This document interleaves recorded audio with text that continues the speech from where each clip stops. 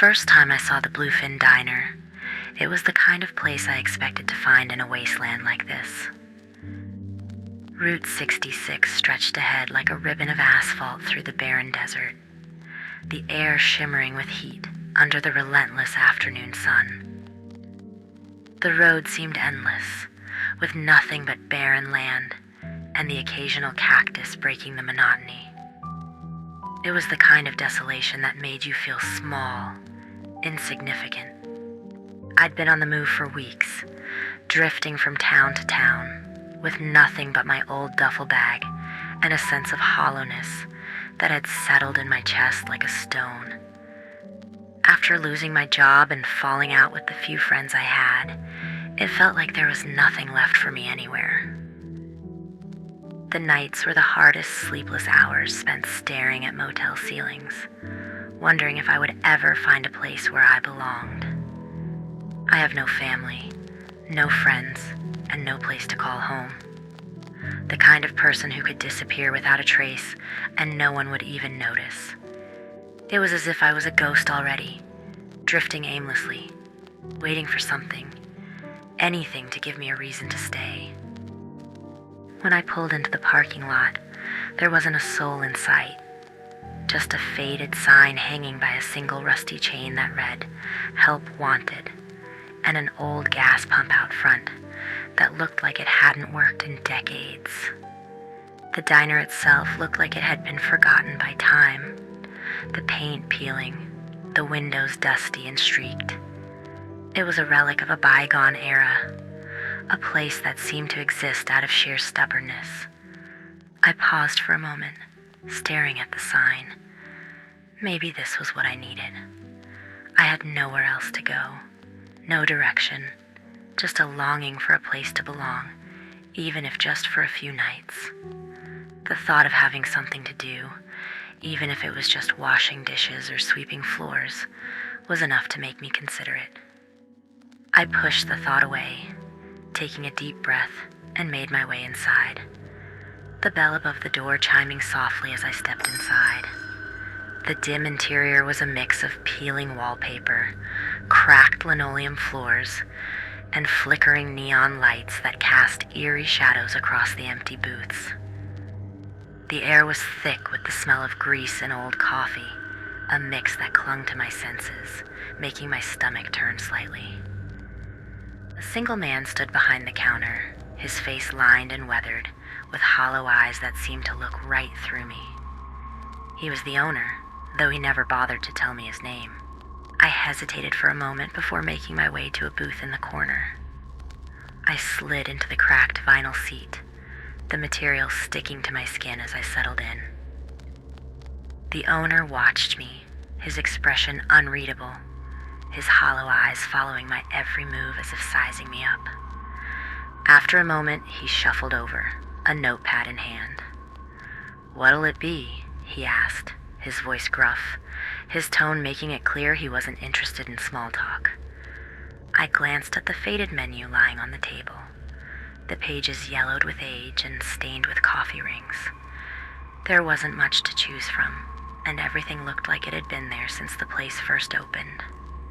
"Just a coffee, please," I replied, offering a small, tentative smile, though I doubted it would make any difference. He nodded, turning away without a word. I watched as he moved behind the counter, the sound of the coffee machine breaking the silence. It felt strange, almost surreal, sitting there in the empty diner, the hum of the old refrigerator, the only other noise. He returned a moment later, setting the chipped mug in front of me. I wrapped my hands around it, savoring the warmth, even if the coffee itself tasted burnt and bitter. It was something tangible, something to hold on to in the unsettling quiet of the diner. "Thanks," I said, my voice barely above a whisper. He gave a curt nod, his eyes lingering on me for a moment longer before he turned away, his footsteps echoing across the empty floor as he retreated behind the counter. I couldn't shake the feeling that he was still watching me, even when his back was turned. I cleared my throat, pointing towards the sign outside. You hiring? I asked, my voice sounding smaller than I intended, the words barely carrying across the empty room. He looked at me for a moment, his gaze weighing on me, then nodded slowly, as if the decision wasn't really his to make, as if he was resigned to whatever fate had brought me here. Need a job? He asked, his voice flat and devoid of any warmth, like he had heard the same request 100 times before and knew how it would end. I nodded. The truth was, I needed money enough to get me out of this place, to the next town, and maybe a little further. He didn't ask any questions, didn't want to know where I was from or what had brought me here. He just nodded back, a small, almost imperceptible movement of his head, like he understood more than he was letting on. Okay, you'll start tonight, he muttered, his voice carrying a hint of something I couldn't quite place. Was it pity, or maybe just indifference? He hesitated for a moment, then gestured for me to follow him. Let me show you around, he said, his voice with a hint of resignation, as if he knew that neither of us had much of a choice in the matter. I got up from the booth, the seat creaking as I stood, and followed him through the diner. He moved slowly, pointing out the essentials with a practiced efficiency, his voice a monotonous drone as he spoke. The counter, where you'll be serving. Coffee machine temperamental, but it works if you treat it right. Kitchen's back here, he said, pushing open the swinging door to reveal a grimy room filled with old pots and pans. His words were clipped, like he was simply going through the motions. There was a weariness to him, an exhaustion that seemed to seep into every word he spoke. He showed me the storage room, the restrooms, and even the back exit, his explanations brief and to the point. There was no warmth in his words, no attempt to make me feel at ease. Just the basics, like he'd done this before, like he knew I wouldn't be here long. After a while, he turned back to the front, pausing by the door. That's about it.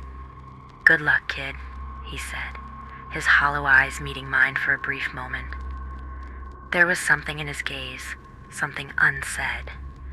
But before I could make sense of it, he grabbed his coat from behind the counter and walked out, the door closing with a jingle of the bell.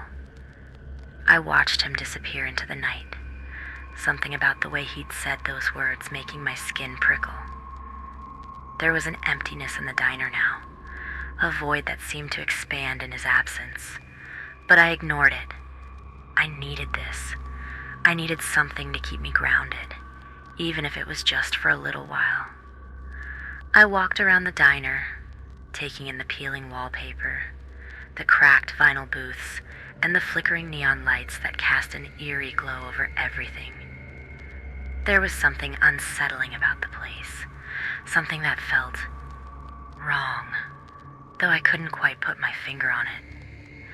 Maybe it was just the isolation, the sense of being completely cut off from the rest of the world. I went to the kitchen in the back, a grimy little room filled with pots and pans that had seen better days. The air was thick with the scent of stale grease and something metallic, and I could hear the faint drip of water echoing from a leaking pipe. The floor creaked under my weight, and every surface seemed to carry a layer of grime that spoke of years of neglect. There was a window above the sink, looking out over the parking lot, and beyond that, a lake. It was the only thing that broke the monotony of the desert. A dark, still body of water that seemed to go on forever. I settled in behind the counter, a cup of lukewarm coffee in front of me, as I tried to stay awake. The hours dragged on, the silence pressing in on me, until I heard it.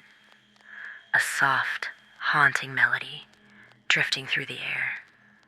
At first, I thought it might have been the wind, but as the sound grew clearer, I realized it wasn't natural. There was a rhythm to it, an eerie beauty that seemed almost deliberate. It tugged at something inside me, urging me to move, to follow. I frowned, looking around, but there was no one else in the diner. The sound seemed to be coming from outside, from the direction of the lake. I glanced out the window, catching a glimpse of the dark water. The lake lay still, its surface unnaturally smooth, reflecting the pale light of the moon. It looked almost lifeless, an expanse of inky black that seemed to swallow all light and sound. There was something about it that made my skin crawl, a sense of wrongness that I couldn't quite shake. I shook my head, trying to ignore it, but the melody grew louder, more insistent, until I found myself standing up, my feet moving almost as if they had a mind of their own. It was as if the sound was pulling me, dragging me towards the door, and I felt an overwhelming urge to step outside and find its source. I walked to the door, my hand reaching for the handle, when something caught my eye. A crumpled note, stuffed inside the lining of one of the cracked vinyl booth seats, the tear just big enough to hide it. The paper was creased, torn at the edges, and in scrawled handwriting it read, "Do not, under any circumstances, go near the lake. If you see wet footprints leading from the lake to the diner, clean them immediately with hot water. If you hear scratching on the windows, keep your eyes on your work. The diner lights must remain dim, but never off." I looked back at the door, the melody still calling to me, but I forced myself to step back, to sit down. I couldn't explain it, but something about the note felt true. The note was unsigned, but I felt a chill run down my spine as I read it. The old man hadn't mentioned any of this. As I looked at the stains, the smudges of dark red that could only be blood, I felt something twist inside me, a sense that this wasn't just some elaborate joke. As dawn broke, I saw the owner return, his hollow eyes glancing at me without a word. He looked more tired than before, his gaze lingering on me for a moment longer than seemed necessary. He didn't ask if I'd heard anything, didn't seem to care how my shift went. I watched him for a moment, wondering what secrets lay behind those tired eyes, before returning to my car to try and get some sleep. Exhaustion weighed heavy on me, but sleep was elusive.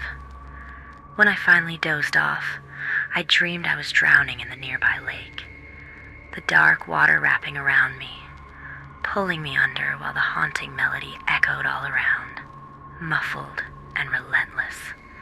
I jolted awake, my heart pounding, the fear lingering even as I tried to shake it off. It wasn't much, but it was all I had. A few hours of uneasy rest before the next night began. I found an old, half-stale sandwich that tasted like cardboard, and washed it down with a cup of coffee so bitter it almost made me gag. I forced it down anyway, needing the energy. The next night was different. I was wiping down the counter, the old man gone home for the night, leaving me alone in the dimly lit diner. The air was thick, the oppressive silence broken only by the faint buzz of the flickering neon sign outside. It was almost 1 a.m, and the road outside was empty, nothing but darkness stretching into oblivion. The hum of the old refrigerator seemed to grow louder in the quiet, a low, unsettling drone that made the hairs on my neck stand on end. I could hear the occasional creak of the building settling, the soft rustle of something brushing against the outside walls. Maybe the wind, or maybe something else. The air felt colder now, the chill creeping in, making me shiver. I decided to take a break from the unnerving quiet and clean the restrooms. I grabbed a rag and some cleaning supplies and made my way to the back. The restrooms were just as grimy as the rest of the diner, the tiles cracked and stained, the mirror above the sink coated in a layer of grime that made my reflection look ghostly. I scrubbed at the sink and wiped down the counters, trying to ignore the growing sense of unease that seemed to be pressing in on me. The sound of dripping water echoed off the walls, each drop seeming louder than the last. When I finally finished, I took a deep breath and made my way back to the front of the diner. But as soon as I stepped out of the restroom, my heart froze. There, on the floor, were wet footprints. I dropped the rag I was holding, the sound of it hitting the ground barely registering in my ears. The footprints led from the door, across the diner floor, and toward the counter where I stood. They were elongated, almost human, but not quite, with webbed impressions that suggested something unnatural.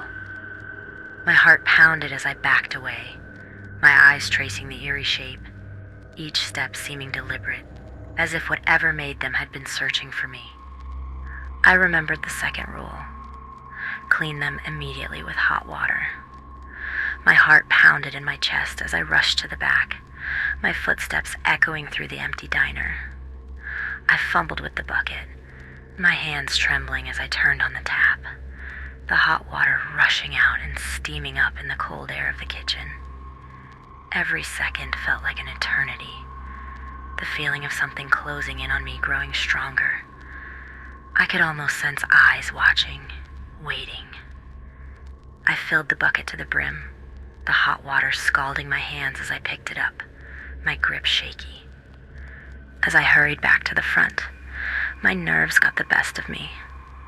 I stumbled, the bucket slipping from my grip, hot water sloshing over the sides and splashing across the floor. Panic surged through me, my breath catching in my throat as I scrambled to pick it up. The scalding water burned my hands, but I barely felt the pain. My only focus was on those wet footprints. They were growing darker, spreading across the floor like an ink stain, each print more defined, more deliberate. It was as if whatever had made them was gaining strength, its presence becoming more real, more solid. I grabbed the rag, my hands trembling as I dipped it into the bucket and began scrubbing at the prints. The hot water steamed as it hit the floor, the vapor rising around me like a fog. I swore I heard something, a hiss, low and menacing, like the sound of steam escaping from a valve. It was followed by a whisper, faint but unmistakable, as if something was speaking to me, taunting me. I scrubbed harder, my breath coming in ragged gasps, the fear clawing at my insides. The footprints slowly began to fade, the dark impressions dissolving under the hot water, but the feeling of being watched only grew stronger. My eyes darted to the windows, half expecting to see something staring back at me, but there was nothing. Only darkness and my own reflection, pale and terrified. For a brief moment, I thought I saw movement in the reflection, a flicker of something shifting behind me. I spun around, my heart in my throat, but there was nothing there, only the empty diner, silent and still. I forced myself to breathe, to calm down, but the fear lingered, refusing to let go. It was as if the darkness itself was alive, pressing in on me, waiting for me to make a mistake. By the time I was done, the diner felt colder, the silence almost deafening. I set the bucket down, my hands aching from the burns, and took a step back, staring at the floor. The footprints were gone, but the sense of unease remained, an invisible weight pressing down on me, making it hard to breathe. Something wrong was going on here, and I knew this wasn't the last time I would see something like this. I glanced at the windows, half expecting to see something staring back at me, but there was nothing, just darkness and my own reflection, pale and frightened. For a brief moment, I thought I saw movement in the reflection, a flicker of something shifting behind me. But when I turned, there was nothing there. I forced myself to breathe, to calm down, but the fear lingered, gnawing at me. When the owner came in to begin his shift, I told him about the strange things that had been happening. The footprints, the whispers, the movement in the reflection. He listened with an expression that seemed almost indifferent, his eyes tired and hollow. When I finished, he let out a long sigh and shook his head. "You're just tired," he said dismissively, his voice flat. "Working nights can mess with your mind. You start imagining things, seeing things that aren't there." He gave me a half-hearted smile that didn't reach his eyes. "Get some rest. You'll feel better." His response left me feeling uneasy, like he knew more than he was letting on. There was something in the way he spoke, the way he avoided my gaze, that made my skin crawl. But I nodded, forcing a smile, pretending to believe him. Deep down, I knew what I'd experienced wasn't just in my head. Something was wrong with this place, and he knew it. I told him that I was only staying for this night and expected to get paid tomorrow morning so I could leave. He gave me a strange look, then smirked, his eyes cold. "Sure, kid," he said, his voice dripping with something I couldn't quite place. "Tonight will be your last night." I tried to rest during the day, catching whatever sleep I could. It wasn't much, if someone could even call it sleep, but it was just enough to get me through the final night. The following night brought a darker, heavier atmosphere to the diner. Shadows pooled in every corner, stretching long across the floors, as if something unseen was lurking within them. I held my breath, the silence thick, waiting for the familiar, yet dreadful sounds that had haunted my nights here. Suddenly, the jukebox crackled to life without warning, spilling out a warped, haunting melody that didn't belong in this world. The song, unrecognizable, distorted echoed off the walls, grating against my mind like nails on a chalkboard. I rushed toward it, fingers fumbling over the buttons, desperate to shut it off. But the buttons wouldn't respond, as if they were locked in place. No matter what I did, the music only grew louder, more chaotic, each dissonant note stabbing through my head, making it impossible to think. It was as if the jukebox itself was alive, feeding off my fear. Then, I heard it. It started soft, almost like a gentle brush against the glass, but I knew better. I knew it meant that something was out there, something dangerous, something that had found me and wasn't going to leave until it got what it wanted. The scraping grew louder, more insistent, and with each drag of a nail against the window pane, I could feel the weight of something waiting. Rule 3 echoed in my mind. If you hear scratching on the windows, keep your eyes on your work. Swallowing hard, I forced myself to stare at the counter, at the dishes I was drying, moving my hands in a mindless rhythm to keep myself grounded. My pulse thundered in my ears, but I kept my gaze fixed, my fingers clutching the plates tightly, as though they were my lifeline. The scratching continued, scraping deeper into the glass with each pass, filling the silence with a maddening rhythm. The jukebox went quiet just as abruptly as it had started, and the scratching stopped. The diner fell silent, but I knew the danger hadn't passed. I let out a slow, shaky breath, my heart still racing. And then, out of the corner of my eye, I saw it. A figure stood by the window, tall and gaunt, with matted hair falling over a face that was half hidden in shadow, except for its eyes. Those eyes gleamed through the glass, piercing, like they could see straight through me. Its lips curved into a cruel smile, revealing teeth jagged and sharp, too sharp, as if they were meant to tear through something soft and fragile. My hands trembled as I clutched the counter, fighting the urge to look, to meet those eyes. But I could feel it calling me, its voice slithering into my mind like a twisted lullaby, a hum that carried with it the weight of everything I'd tried to escape. The creature knew me.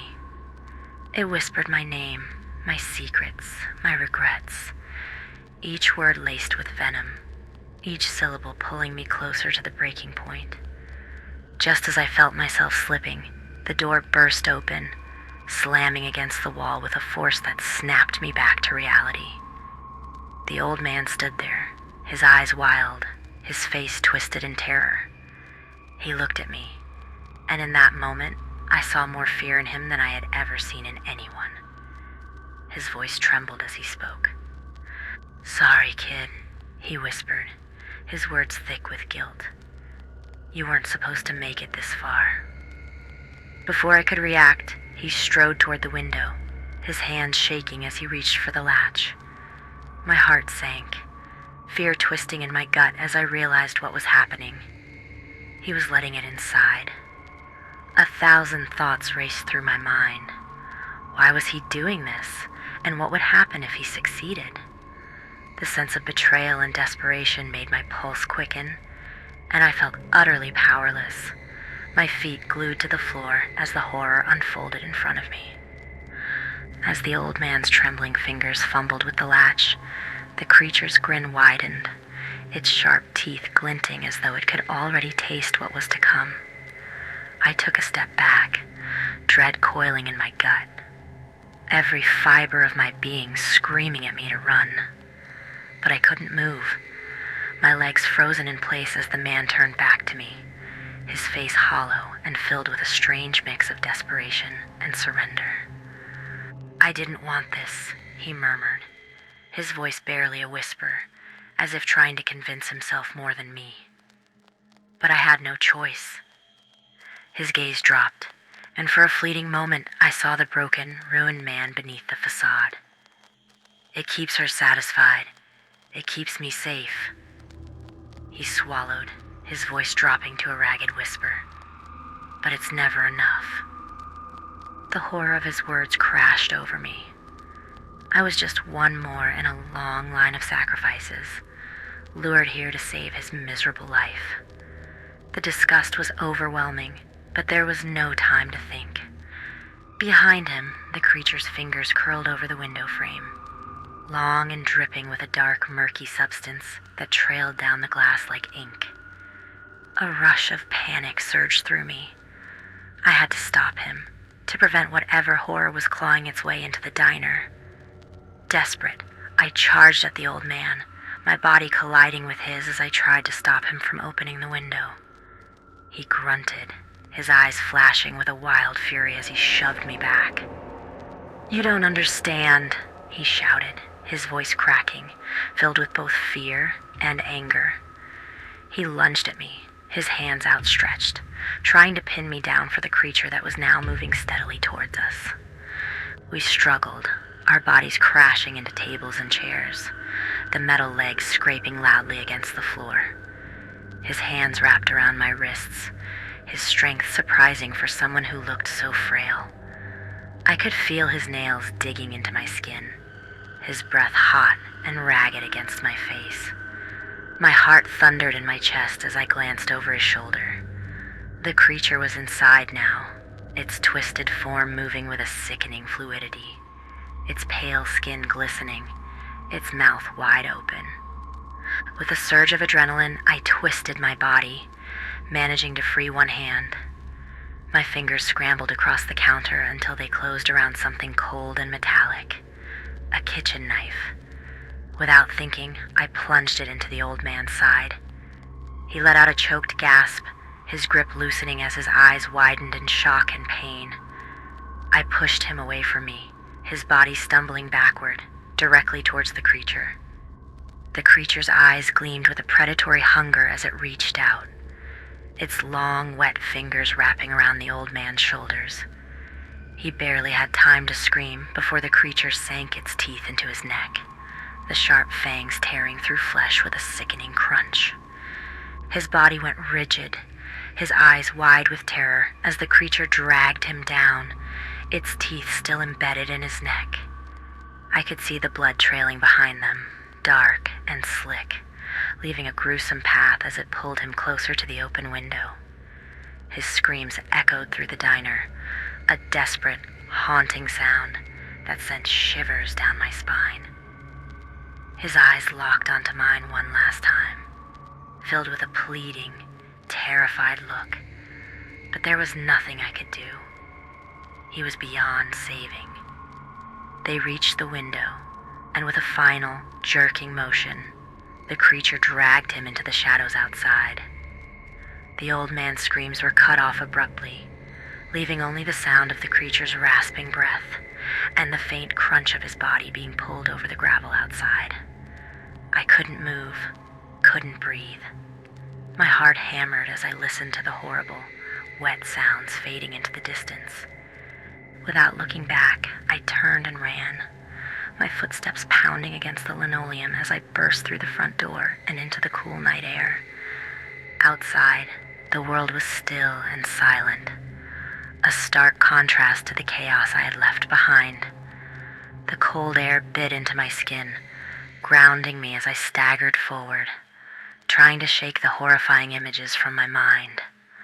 I kept walking, my steps unsteady, my heart still pounding. I started the car and floored it. I had survived, but I knew I would never be the same. The whispers would always be there, a reminder of what I had faced, of the darkness that lurked just beyond the surface of the lake.